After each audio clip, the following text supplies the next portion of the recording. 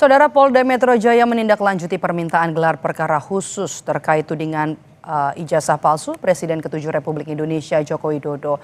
Sebelumnya Roy Suryo mengajukan permohonan gelar perkara khusus terkait perkara tersebut. Apakah gelar perkara khusus ini bisa membuat kasus ini menjadi terang benderang? Kita bahas petang ini bersama dengan Roy Suryo, tersangka tudingan ijazah palsu Joko Widodo, dan juga ada Rifai Kusumanegara, kuasa hukum dari Jokowi. Selamat petang Bapak-bapak. Pak Maido. Oke, saya mau ke Bung Roy dulu. Polisi segera menggelar gelar perkara khusus. Apa maknanya untuk Anda, dan apakah setelah gelar perkara khusus ini bisa membuat kasus ini jadi terang benderang? Ya, sebelumnya saya ingin komentar dikit aja, setengah menit soal yang tadi Andi Aswan ya. Itu disaksikan oleh jutaan rakyat Indonesia di TV sebelah. Dia bohongnya ketahuan, dan bahkan dia kemudian bertarung dengan ahlinya sendiri, si pakar abal-abal itu, Joshua Sinambela itu. Jadi seluruh Indonesia menyaksikan kebohongannya. Dia ngaku punya scan, tapi ternyata palsu. Dia hanya mengkoreksi dari si Sandi. Jadi kalau dia nggak bisa ngelak lah itu, pasti kena. Dan dia yang harus kena pasal 32, 32 ITE. Nah sekarang soal gelar perkara khusus. Ini sebenarnya kita menyesuaikan saja dengan undang-undang tentang kepolisian ya, pasal 13 sampai 15. Kemudian dia ada diatur juga di KUHP ya. Nomor 8 tahun 91 pasal 5 sampai 6, dan juga ada di peraturan Kapolri ya nomor 6 tahun 2019. Artinya kalau ada perkara yang kemudian itu ada dua gelar perkara. Gelar perkara umum yang biasa dilakukan oleh kepolisian, dan ada khusus kalau misalnya perkaranya itu menarik perhatian publik. Kemudian melibatkan apakah yang diteliti ataukah yang diliburkan perkara itu tokoh-tokoh penting ya. Nah itu boleh dilakukan gelar perkara khusus. Dan seperti juga ketika kami mengajukan ketika di Barreskrim waktu itu ada gelar perkara khusus, tapi waktu itu saya minta agar yang di Polda Metro Jaya ini tidak mengulangi kesalahan fatal di Barreskrim. Ketika di Barreskrim itu barang buktinya tidak ada semuanya, jadi cuma omong-omong aja. Jadi kalau mau digelar, gelar dan dibuka. Satu yang sebenarnya paling penting adalah ijazah Jokowi itu harus dihadirkan. Kenapa? Karena seperti kalau enggak nanti terjadi penipuan seperti yang dilakukan Andi Aswan. Andi Aswan tuh menipu, jelas dia yakin punya scan gitu ya. Ditunjukkan di salah satu live loh itu di TV. Ada Pak Rifai juga tuh, saksi itu. Kemudian ternyata palsu. Ya itu hanya koreksi dari Sandi. Jadi aduh fatal dia. Dia harusnya sih nggak boleh lagi ngomong itu. Udah memalukan Pak Jokowi juga gitu. Cacat dia harusnya. Oke, tanggapan dari kuasa hukum Jokowi? Oke, jadi terkait yang gelar disampaikan, memang di awal penyidikan pihak kuasa hukum dari Bang Roy Suryo CS mengajukan gelar perkara khusus, dan memang pada saat kesempatan itu saya diminta komentar ya. Saat itu saya bilang terlalu dini. Kenapa? Karena pertama gelar perkara khusus itu di Perkapolri sebenarnya itu adalah hak daripada pelapor manakala terjadi penghentian penyelidikan. Sementara ini diajukan oleh kuasa hukum dari terlapor saat itu ya. Dan untuk mengevaluasi penyidikan yang notabene saat itu baru berpindah dari penyelidikan ke penyidikan, sehingga saya anggap terlalu dini.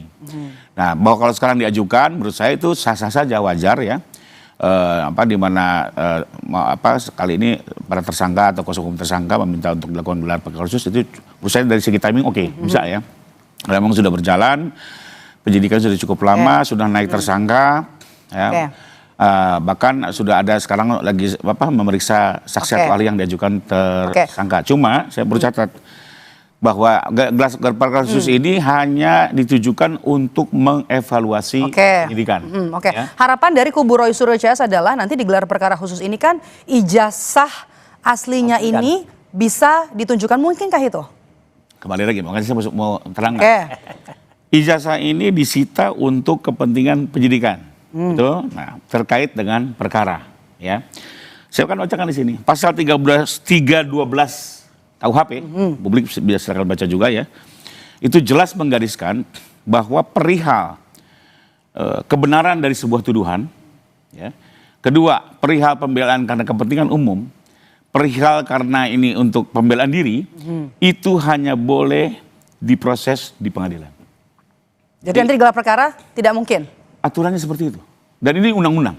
Pasal 312 KUHP. Silakan didiskusikan dengan tim pengacaranya. Tapi kan ini gelar perkara tentang fitnah. Bagaimana membuktikan kalau itu bukan fitnah? Kembali lagi, itu semua diuji di persidangan.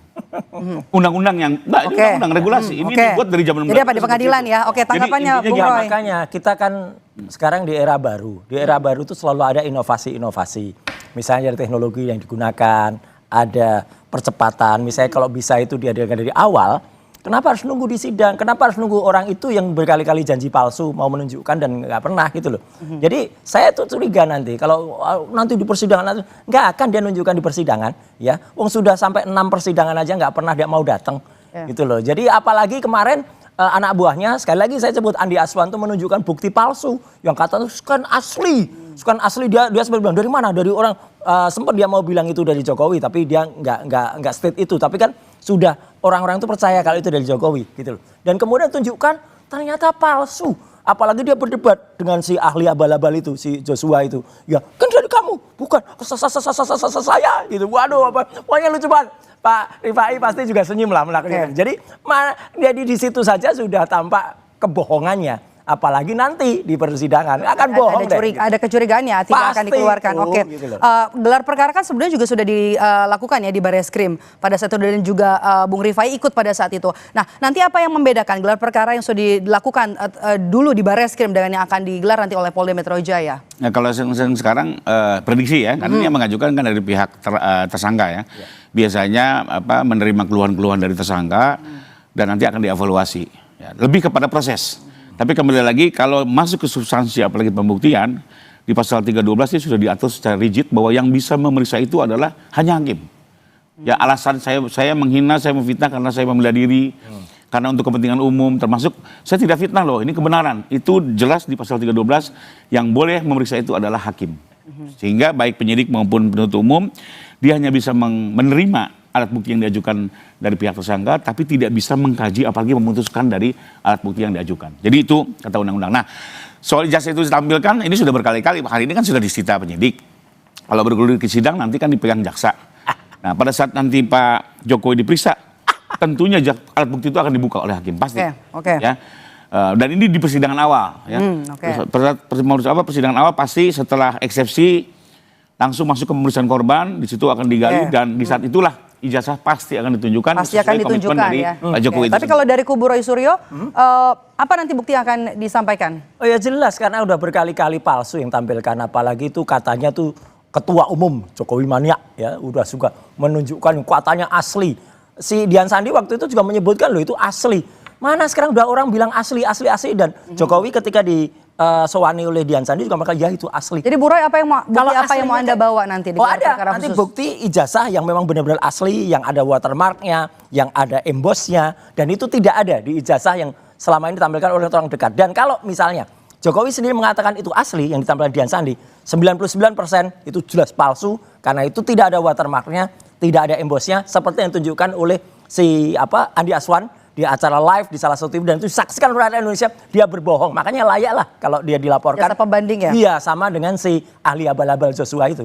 Oke, ke Bung Rifai, koordinasinya gimana nih dengan Pak Jokowi untuk menghadapi gelar perkara khusus ini? Apa saja yang disiapkan? Ya sejauh ini kami selalu mengupdate proses perkara termasuk terkait dengan rencana gelar perkara ini kalau memang ada. Tapi buat kami tidak perlu ada persiapan khusus karena lebih kepada mendengar keluhan daripada terlapor dan ya penyidik memang harus menjalankan seluruh hak ya, tidak hanya hak korban, hak tersangka itu dijamin oleh undang-undang. Jadi buat kami sih tidak masalah terjadi misalnya komplain.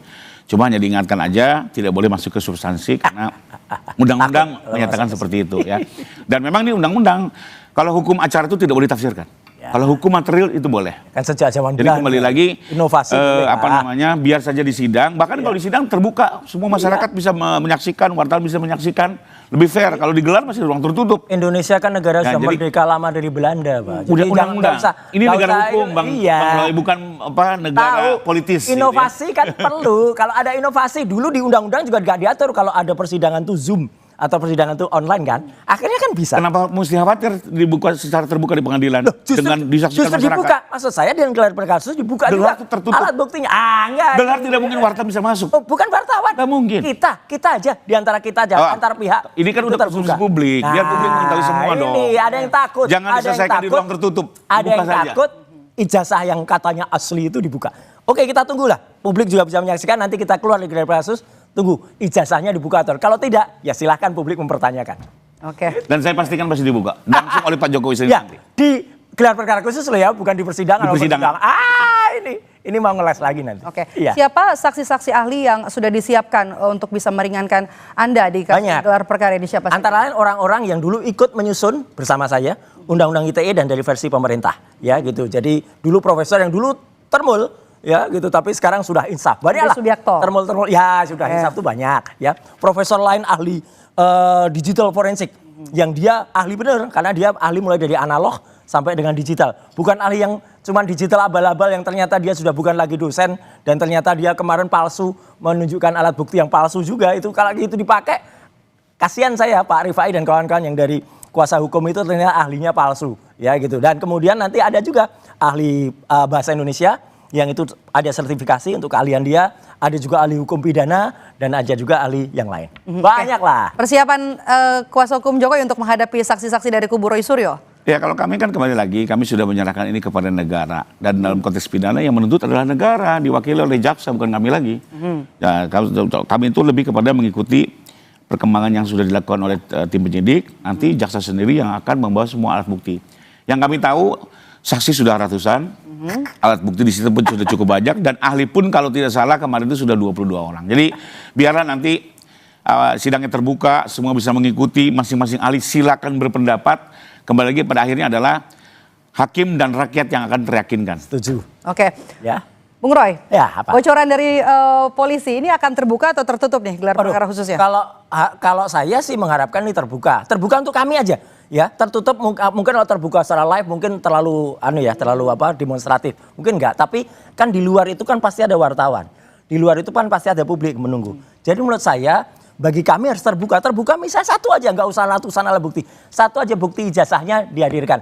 Dan kemudian kita dihadirkan, kita bisa tahu, wah ternyata nggak ada embosnya, ternyata nggak ada watermarknya, udah jelas palsu. Itu aja. Kalau ijazah masih ditunggu-tunggu sampai besok ya, mau nunggu kapan lagi, dan nanti di ujung nanti ada lagi alasan lagi, oh ijazahnya lagi di sini, ijazahnya lagi di sini. Enggak lah, hadirkan aja. Dan ini semakin menegaskan kami, ini satu saya tambahkan lagi. Saya sekaligus menyayangkan dan saya kasihan kepada UGM ya. Kemarin ngasih statement lagi selama 3 menit 57 detik ya, rektor itu. Lagi-lagi itu semua mengatakan malu lihat penjelasan rektor kayak gitu. Rektor menjelaskan hanya omon-omon aja. Nggak ada bukti apapun. Nggak ada petunjuk visualnya. Nggak ada bukti apapun. Menjelaskan 9 poin itu zong. Ya, jadi artinya kasihan saya kepada kakak saya ini ya, Mbak Ufa ini yang menyajikan itu dan tampak dalam tekanan sekali dia. Kasihan. Oke, terakhir Bung Rifai, apa yang mau disampaikan jelang gelar perkara khusus nanti di Polda Metro Jaya? Ya, pada intinya kami silakan pihak kepolisian bila mana ingin melakukan gelar perkara khusus, tapi kembali lagi terkait ijazah memang kami selaku penasihat hukum akan memberikan statement yuridis kembali merujuk pasal 312. Dan satu lagi yang menjadi tidak logis adalah laporan kami itu kembali lagi 22 Januari sampai dengan 30 April ada 31 objek di mana Bang Roy Suryo CS menyatakan ijazah ini palsu dengan 3 variabel. Satu, fontnya dianggap bermasalah, kedua fotonya foto Dul Matno, tiganya tanda tangan palsu kan begitu. Lagi, dengan kesimpulan waktu itu adalah ada watermark. 100.000 miliar % itu palsu. Artinya Bang Roy Suryo sudah harus mempertanggungjawabkan itu selesai. Ya. Tidak perlu lagi nanya-nanya ijazah ke kami gitu. Ya. Anda sudah yakin itu ijazah palsu? Udah buktikan. Koreksi 99,9%. Enggak, waktu itu di media jelas 100 miliar %. Artinya very very absolute ya. Artinya di situ nanti silakan pertanggungjawabkan. Ya jelas. Dan nggak perlu mana ijazah kami dong. Mana Lucu. watermarknya. Anda sudah yakin dengan itu palsu 100%, kok masih cari-cari alat bukti kami? Enggak lah, itu jelas. Karena itu kami jelas tidak akan mengeluarkan itu. Ijazahnya nggak ada watermarknya, nggak ada embosnya. Cukup dan dikeluarkan Andi Aswan, di penipu, pengadilan nanti. Pembohong. Demikian. Terima kasih Bapak-bapak, waktu kita terbatas. terima Kita kasih. tunggu Terima nanti. kasih. Ya, kita tunggu Andi gelar Aswan perkara pembohong. khusus yang akan digelar di Polda Metro Jaya dan juga perkembangan kasus ini. Terima kasih Makasih, Bung Roy dan juga Bung Sama-sama. Rifai sudah bergabung Makasih, bersama kami di Pak Kompas Rifai. Petang.